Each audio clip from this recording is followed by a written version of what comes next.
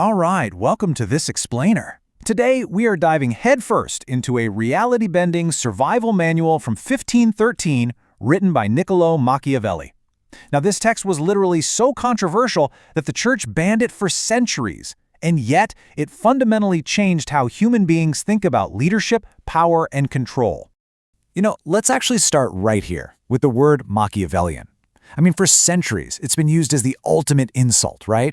It represents pure, ruthless manipulation, scheming, and cunning. It's basically become completely synonymous with comic book villains. But we really have to ask, is that actually fair to the guy who wrote the book? So, was Machiavelli actually evil? Well, to truly grasp this text, we have to realize he wasn't sitting around promoting villainy. Not at all. He was simply stripping away all the idealistic fluff and describing the absolute brutal, unforgiving reality of Renaissance Italy. More than anything else, the guy was a strict realist. Today, we are opening the manual to Part 1, The Foundations of Power. We're going to run through the exiled diplomat, types of principalities, skill versus luck, acquiring new states, and finally, the military foundation. Let's get right into it.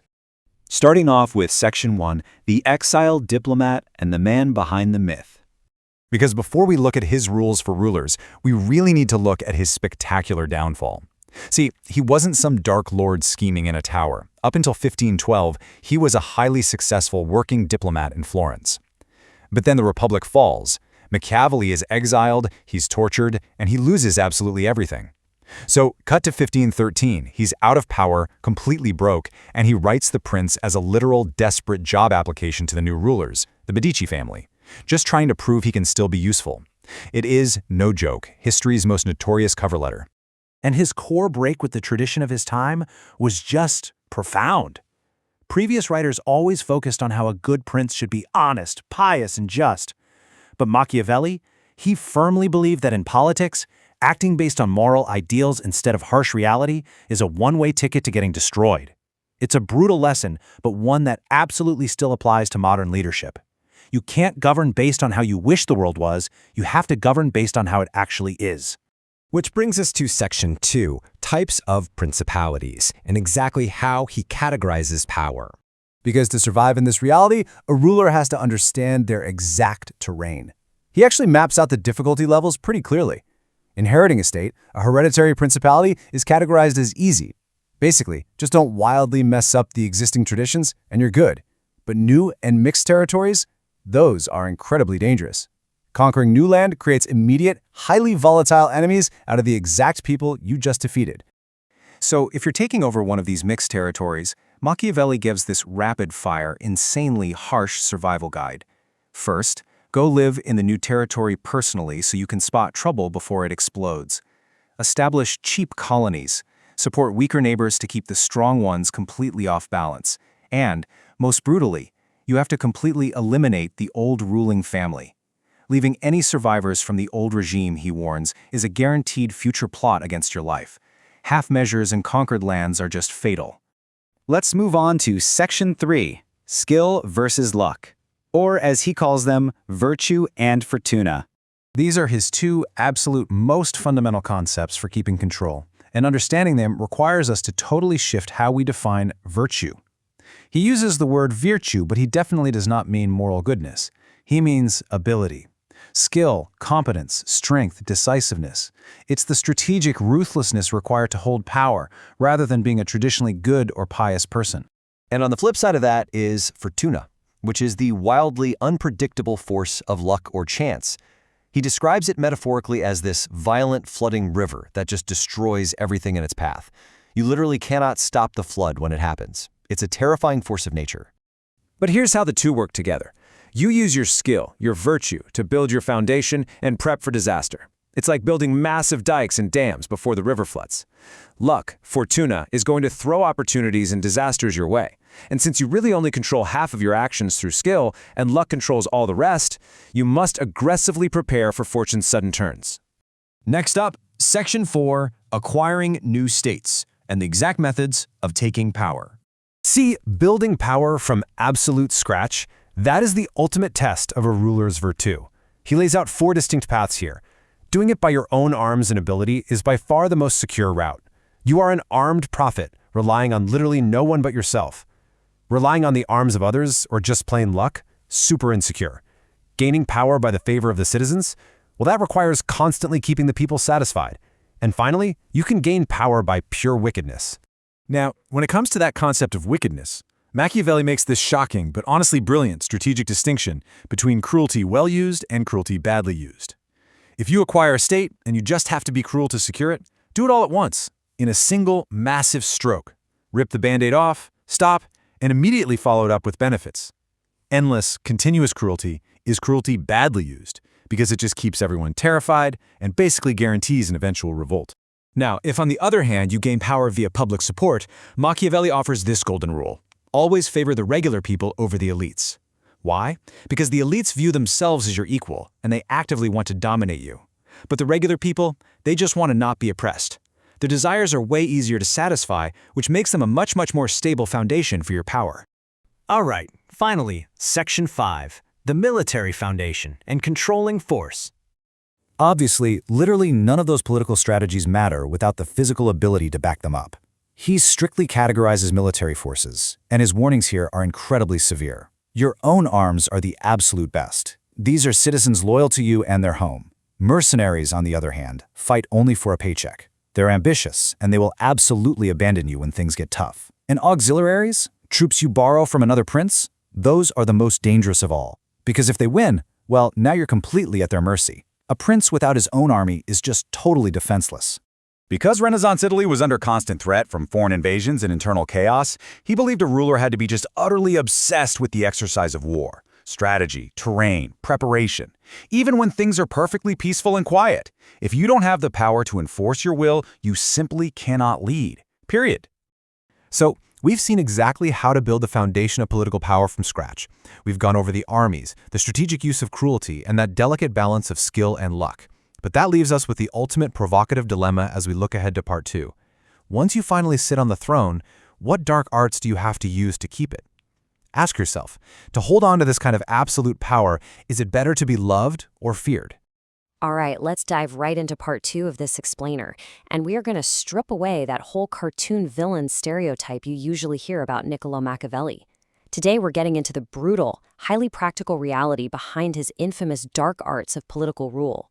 We're focusing right in on the heart of what made his 1513 manual, The Prince, so incredibly controversial that the church literally banned it.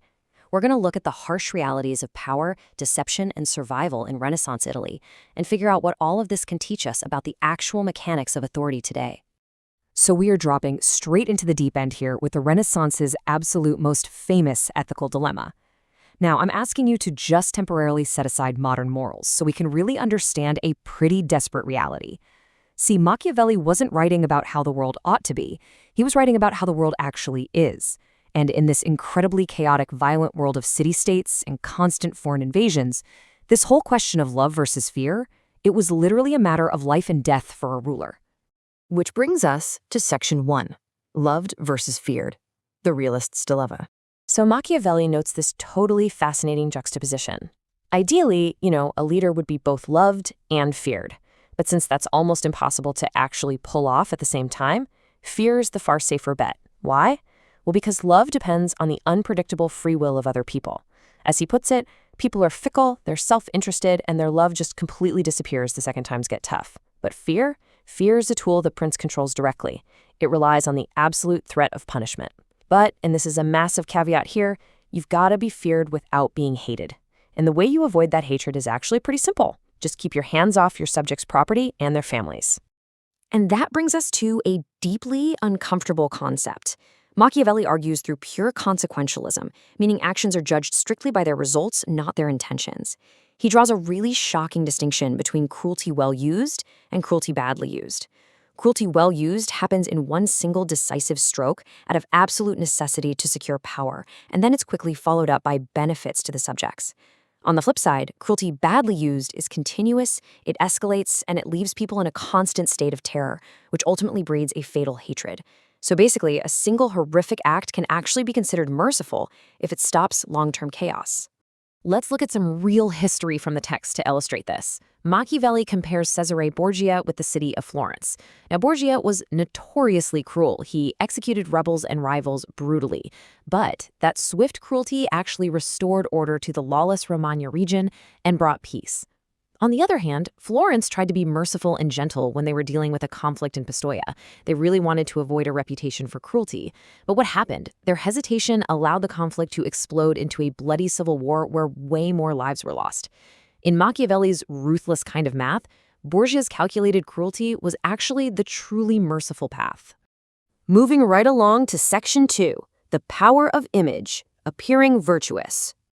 This is such a striking quote because it proves that to Machiavelli, actually being consistently virtuous is basically a death sentence. In politics, if you act morally all the time against people who definitely don't, you're just going to get destroyed. But being an absolute master of public relations, that is a total necessity. You don't need to actually possess the virtues of integrity or mercy behind closed doors, but you absolutely must manage the public perception that you do. Because the truth is, people judge almost entirely by the surface. The public sees what you appear to be, not what you really are.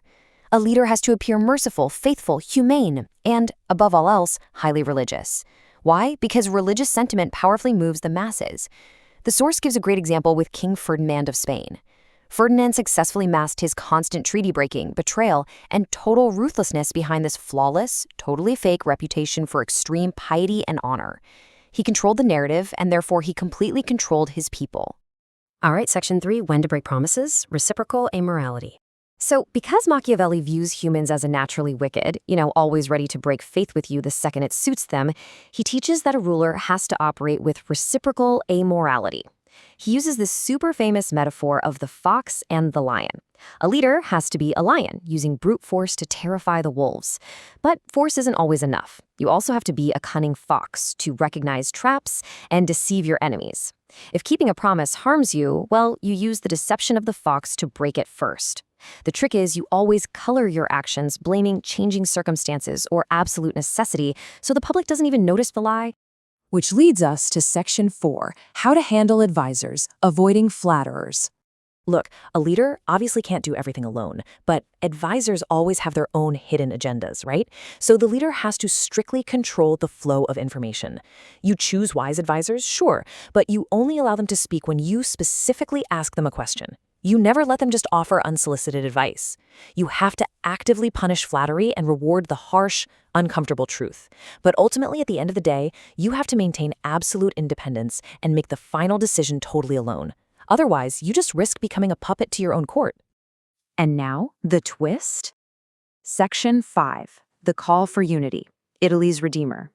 If you actually read to the very end of The Prince, the cold, analytical tone suddenly just breaks. Far from being this celebration of evil for its own sake, the text concludes as a passionate, emotional, and frankly desperate plea. Machiavelli was watching Italy get completely torn apart by foreign invaders and endless war. He truly believed his country needed a ruthless, highly capable leader to unite a fractured Italy and just drive out the invaders. He felt the situation was so dire that conventional morality simply wouldn't save them anymore. Only an uncompromising realist could be their redeemer. Let's zoom out for Section 6, the realist's guide to power, insights versus dangers. There is just a massive tension in Machiavelli's work. On one hand, he gets it undeniably right that the mechanics of power are vastly different from private morals. Intentions don't mean a thing if the results are disastrous, and hard power really is foundational.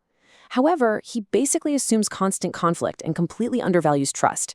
Think about it. A society relying purely on cynical deception and endless manipulation is eventually going to erode its social capital and just completely collapse from a total lack of trust. So the vital takeaway you should really hold on to here is to read Machiavelli descriptively, not prescriptively. He gives us a terrifyingly accurate description of how power operates in a corrupt world. And honestly, ignoring these realities just makes you naive and vulnerable to manipulation. But adopting his methods as your own personal playbook without any moral limits, that turns you into the exact kind of tyrant Machiavelli is always accused of being. You have to combine his sharp realism about human nature with your own strong ethical boundaries. We're going to leave you with this final thought. Machiavelli has completely stripped away the pretense and shown you the raw machinery of authority. So, Now that you understand these dark arts, how will you apply this uncompromising view of human nature to protect yourself in the real world without crossing your own ethical lines?